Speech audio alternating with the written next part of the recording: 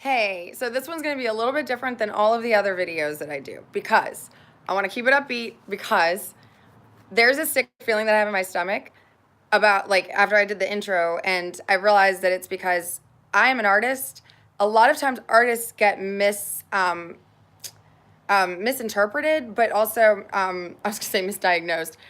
Yeah, like that, like all of I could sit here and say what the reasoning is and be so literal and all of that, and that's part of my problem. I'm a very literal person, and it confuses people because it's like they want me to be sarcastic, or they want me to not have said something, or they are like, "Wow, did she really say that?" But also, it kind of needed to be said. I cause an excessive amount of confusion, just like how Eminem, aka Marshall Mathers, does with his music. So, I'm going to show you a few things that are literal. Hold on. I don't want to say it like that. When I'm like literally, I'm probably not being literal. If I'm like, it was so literally, do you hear that? Like it's a pronunciation thing. So, there's also a few things that are going to happen in this that are going to make you so frightened and sick to your stomach. And then I'm going to be acting normal. And it's because it's commonplace in my life now. That's part of why I'm doing this, is I'm not trying to freak anybody out. I'm not trying to prove that God exists, but you're going to believe in God by the end of this. But you're also going to see stuff like this that whack me in the face, and then you're going to be like, what the fuck was that? Please, by the way, if there is something like that that happens, I'm going to have to go back and look at it, absolutely. But I don't watch these at all. So unless you leave a comment and tell me exactly what point in the, like, be like, what the fuck was that? Or what did you say at blah, blah, blah? Like, I'll be happy to answer. I will answer. You are literally about to be able to have a live performance of an artist and experience the whole thing while being able to get feedback as you have questions. The thing is, if you are somebody who's watching along with me, that is going to be a great journey. And it's going to make you laugh and cry, and you're going to feel all of the feels with me. So that's the best way to do it. If you're going to watch start to finish, that's going to be a long, hard journey, and it's going to get you there too. But you're not going to have the fun. You're not going to feel it. And the only way to explain that is if you're doing a marathon, you're doing a fucking marathon. But if you're training for a marathon, you're training. Do you feel it? I don't know. Anyway, this is one of the things. This is a noose. It is not a noose. That is the very unfortunate side effect of helping people who are very depressed.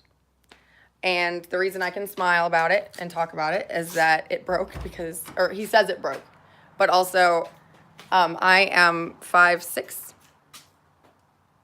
and he is over 6 feet tall, probably like 6'5". So I don't know why he put it there.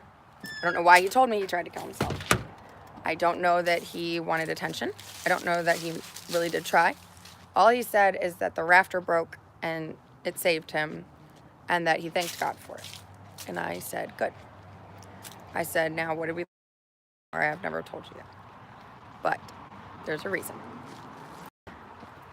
His mother and I know each other. We were nurses together. And I felt so lost that even after all of the happiness that he seemed to ignore here, the energy that he had was great enough that he still went and did that, and everybody else was having a great time, and he was still just in his own little marble world of negative energy, and I could never break through it.